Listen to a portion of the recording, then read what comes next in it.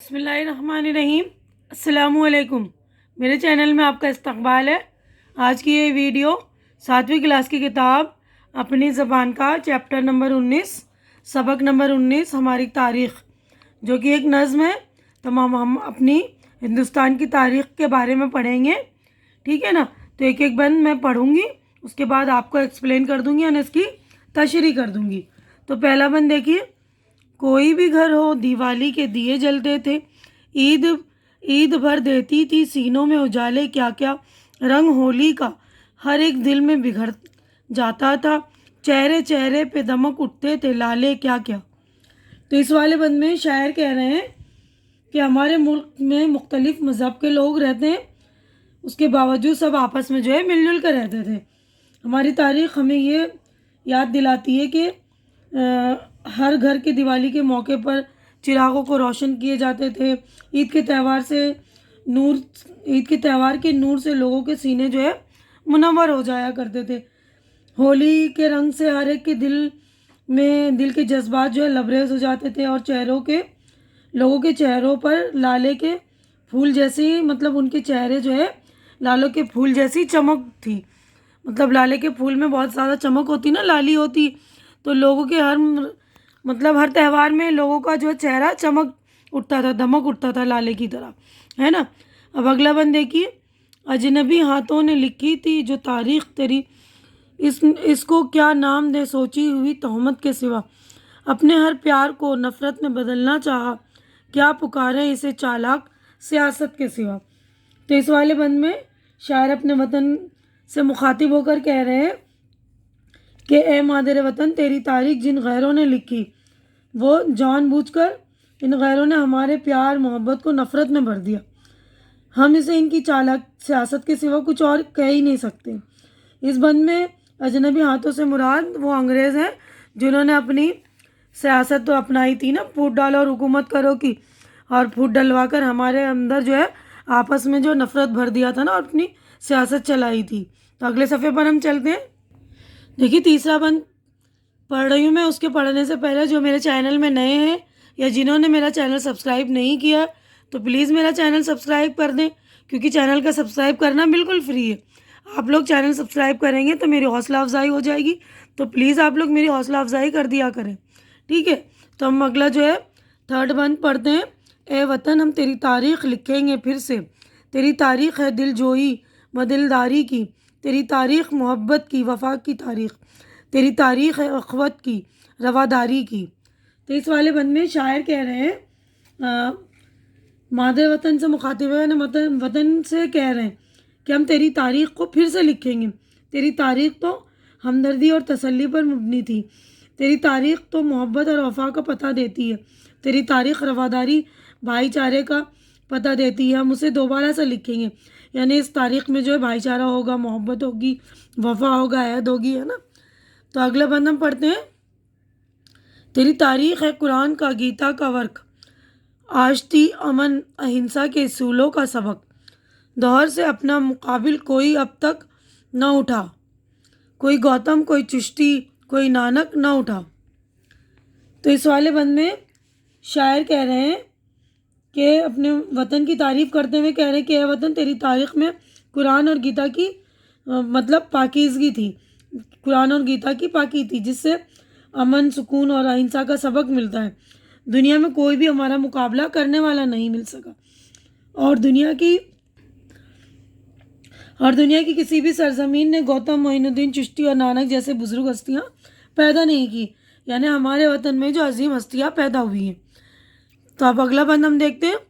آج آزاد ہیں ہم، ذہن ہمارا آزاد، تنگ جذبات کے گھیروں سے نکل آئے ہیں، جو فرنگی کی سیاست نے کبھی بوئے تھے، ان تعصب کے اندھیروں سے نکل آئے ہیں۔ تو اس والے بند میں شاعر کہہ رہے ہیں کہ آج ہم جو ہے مکمل طور پر آزاد ہیں، ہمارا ذہن بھی آزاد ہے، ہمارے جو تنگ جذبات جو انگریزوں نے ہمارے اندر ڈالے تھے، تو تنگ رزنی ہمارے اندر تھی، وہ اس سے بھی ہم آزاد ہو چکے ہیں۔ اب انگریزوں کی سیاست نے جو یہاں تعصب پیدا کیا تھا، یعنی بھید بھاؤ پیدا کیا تھا، اب اس اندھیرے سے بھی ہم باہر نکل آئے اور ہم سب مل کر ایک ہو چکے ہیں، ان ساری چیزوں سے ہم آزاد ہو چکے ہیں۔ تو اگلا بند دیکھیں گے ہم۔ ایک ہے اپنا وطن، ایک زمیں، ایک ہے ہم، ایک ہے فکر و عمل، ایک یقین، ایک ہے ہم، کون کہتا ہے کہ ہم ایک نہیں، ایک ہیں ہم۔ تو اس والے بند میں شاعر کہہ رہے ہیں کہ ہمارا وطن ایک ہے اور ہماری زمین بھی ایک ہے، اس لیے ہم سب ایک ہیں۔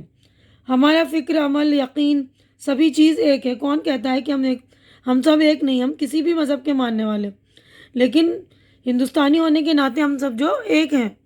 تو یہ نظم جو ہے جانثار اختر نے لکھی ہے۔ اس نظم کے لکھنے والے شاعر کا نام جو ہے جانثار اختر، ٹھیک ہے نا۔ تو اگلے صفحے پر ہم چلتے ہیں۔ تو دیکھیں یہاں پر ہمارے ہو گئے ایکسرسائز یعنی مشق اسٹارٹ ہو گئی ہے۔ یہاں پر دیکھیے معنی یاد کیجیے، یہاں پر الفاظ یا میننگ تو میں پڑھ رہی ہوں، آپ لوگ سن لیجیے گا۔ دمک، چمک، تمتماہٹ، لالے، لالا، ایک قسم کا سرخ پھول جس کے اندر سیاہ داغ ہوتا ہے۔ تہمت، الزام، دل جوئی، تسلی، تسکین و تشفی کی باتیں کرنا۔ دلداری، دل رکھنا، محبت سے پیش آنا۔ اخوت، بھائی چارہ، آشتی، دوستی، صلح۔ اہنسا، عدم تشدد، ظلم یا زیادتی نہ کرنا۔ دور، زمانہ، دنیا۔ مقابل، سامنے والا، برابری کرنے والا۔ فرنگی، انگریز، گورا۔ تعصب، تنگ نظری، بیجا حمایت یا مخالفت۔ اب اگلا دیکھیے کویشچن ہے سوچیے اور بتائیے۔ تو یہاں پر ہمارے جو سوالات ہو گئے ہیں شروع، تو اس کے جوابات بھی میں نے آپ لوگوں کے لیے ریڈی کر دی، آپ دیکھ لیں گے۔ تو پہلا سوال میں پڑھ رہی ہوں، دیکھیے پہلا سوال ہے تاریخ لکھنے والوں کے خیال میں ہندوستان میں مختلف تہوار کیسے منائے جاتے تھے؟ تو آپ جواب دیکھیں گے۔ دیکھیے ہمارے ملک میں مختلف مذاہب کے لوگوں کے باوجود ہماری تاریخ ہمیں یہ بتاتی ہے کہ دیوالی کے موقع پر ہر گھر کو چراغوں سے روشن کیا جاتا تھا۔ عید کے تہوار کے نور سے لوگوں کے سینے منور ہو جاتے تھے۔ ہولی کے رنگ ہر ایک دل کے جذبات میں بکھر جاتے تھے اور لوگوں کے چہروں پر لالے کے پھول کی جیسی چمک دکھائی دیتی تھی۔ دوسرا ہے اجنبی ہاتھوں سے شاعر کی کیا مراد ہے؟ اجنبی ہاتھوں سے مراد انگریز ہیں جو ہندوستان پر اپنی گندی سیاست کرتے رہے۔ تیسرا دیکھیے ہماری تاریخ کو کس طرح بدل دیا گیا ہے؟ انگریز نے ہندوستانیوں میں فرقہ وارانہ جذبات بھڑکا کر ہمیں آپس میں لڑوایا، ہمارے اندر نا اتفاقی پیدا کی، ملک کی ترقی میں رکاوٹ ڈالی اور ہمارے ملک کے امن و امان اور اہنسا کے اصولوں کو ٹھیس پہنچائی۔ چوتھا سوال دیکھیے ہمارے ملک کی تاریخ کیا کہہ رہی ہے؟ ہمارے ملک کی تاریخ کی بنیاد دلجوئی، دلداری، محبت، وفا، اخوت اور رواداری کی قدروں پر قائم ہے۔ اب اگلا کویشچن دیکھیے، ففتھ کویشچن، آزادی ملنے کے بعد ہم خود کو کیسا محسوس کرتے ہیں؟ آزادی ملنے کے بعد ہم ہر طرح سے آزاد ہیں، ہمارا ذہن آزاد ہے، ہم تنگ نظری کے جذبات سے باہر نکل چکے ہیں، انگریزوں کا پیدا کیا ہوا تعصب آج ہمارے بیچ نہیں۔ چھٹا کویشچن دیکھیے، شاعر نے آخری بند میں ایکتا کی کیا پہچان بتائی ہے؟ آخری بند میں ایکتا کی پہچان یہ بتائی گئی ہے کہ ہم سب ایک ہیں، ہمارا وطن ایک ہے، ہماری زمین ایک ہے، ہمارا یقین ایک اور ہمارا فکر و عمل ایک ہے، اور پھر بھی اگر یہ کہیں کہ ہم ایک نہیں تو یہ بالکل غلط ہے، ہم سب تو ایک ہی ہیں۔ اب اگلا سوال ہم دیکھتے ہیں، دیکھیے اگلا کویشچن، نیچے لکھے ہوئے بند کو مکمل کیجیے۔ تو یہ بند پوری دی ہوئی ہے، اس کو مطلب مکمل کرنا ہے۔ تو یہ دیکھیے میں نے الفاظ لکھ دیے جو نہیں لکھے ہوئے تھے، تو میں پڑھ رہی ہوں، دیکھ لیجیے گا آپ۔ تیری تاریخ ہے قرآن کا گیتا کا ورق، آشتی، امن، اہنسا کے اصولوں کا سبق، دور سے اپنا مقابل کوئی اب تک اٹھا، کوئی گوتم، کوئی چشتی، کوئی نانک نہ اٹھا۔ نیچے لکھے ہوئے لفظوں کو جملوں میں استعمال کیجیے۔ تو یہاں پہ جو الفاظ دیے ہوئے ان کے جملے بنانے، سینٹنس بنانے، یہ بھی میں نے آپ لوگوں کے لیے بنا دی ہیں، تو آپ لوگ دیکھ لیں گے۔ دیکھیے میں آپ لوگوں کے لیے ہر چیز کر دیتی ہوں، پلیز آپ لوگ مجھے سپورٹ کیا کریں اور میری حوصلہ افزائی کر دیا کریں، ٹھیک ہے نا۔ دیکھیے الفاظ اور یہ جملے ہیں، تو دیکھیے اجالے، پہلا لفظ ہے اجالے، تہوار ہمارے دلوں میں اجالے کر دیتے ہیں۔ دوسرا ہے اجنبی لوگوں کی باتوں میں ہمیں نہیں آنا چاہیے۔ نفرت، انگریزوں نے ہمارے پیار کو نفرت میں بدل دیا تھا۔ چالاک لوگ سیدھے سادے لوگوں کو دھوکہ دیتے ہیں۔ وفا، ہماری تاریخ میں وفا شامل ہے۔ امن، تمام مذاہب امن کا سبق دیتا ہے۔ آزاد، ہندوستان کے لوگ آج مکمل آزاد ہیں۔ اگلا کویشچن ہم دیکھتے ہیں، دیکھیے ان لفظوں کی جمع لکھنی ہے. تو یہیں پر دیکھیے میں نے جمع لکھ دی ہے. یہ واحد ہے، ان کی جمع لکھنی ہے. تہمت تہمتیں، فرنگی فرنگیوں، فکر افکار، عمل اعمال، جذبہ جذبات.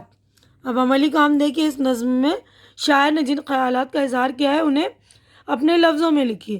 تو یہ بھی میں نے آپ لوگوں کے لیے دیکھیے لکھ دیا ہے. ٹھیک ہے، تو آپ یہ دیکھ لیں گے. اس نظم میں شاعر نے مادر وطن کی خوبیوں کا ذکر کیا ہے اور یہ بھی بتلایا ہے کہ انگریزوں نے کس طرح ہندوستان میں نا اتفاقی پھیلائی، ہندو مسلم میں تفریق پیدا کی، لیکن ہندوستانیوں نے متحد ہو کر آزادی حاصل کی. اس نظم میں شاعر نے آپسی محبت، مساوات اور اہنسا کے اصولوں کو اپنانے کی بات کہی ہے. اس کے لیے اتحاد و اتفاق بہت ضروری ہے. آج پورے عالم میں امن قائم رکھنے کی کوششیں ہو رہی ہیں. ٹھیک ہے، تو اب اگلا دیکھیے اس نظم سے متعلق ہے غور کرنے کی بات کہ آج دنیا میں امن قائم رکھنے کی کوششیں ہو رہی ہیں. اس کے لیے اتحاد و اتفاق بہت ضروری. اس نظم میں شاعر نے آپسی محبت، مساوات اور اہنسا کے اصولوں کو اپنانے کی بات کہی ہے. یعنی آج کی تاریخ میں جو ہے امن قائم رکھنے کی ہر کوئی کوشش کر رہے ہیں نا، اس کے لیے ہمیں جو آپس میں مل جل کر رہنا بہت ضروری ہے. ٹھیک ہے نا، تو یہیں پر ہماری جو ہے نظم پوری مکمل ہو گئی ہے. تو آج کی ویڈیو میں بس اتنا ہی. امید کرتی ہوں کہ میرا ویڈیو آپ کو اچھا لگ رہا ہوگا. اچھی لگ رہی ہے میری ویڈیو تو اسے لائک کیجئے، جو ضرورت مند بچے ان کے درمیان شیئر کیجئے اور میرا چینل سبسکرائب کر کے میری حوصلہ افزائی کیجئے. اللہ حافظ.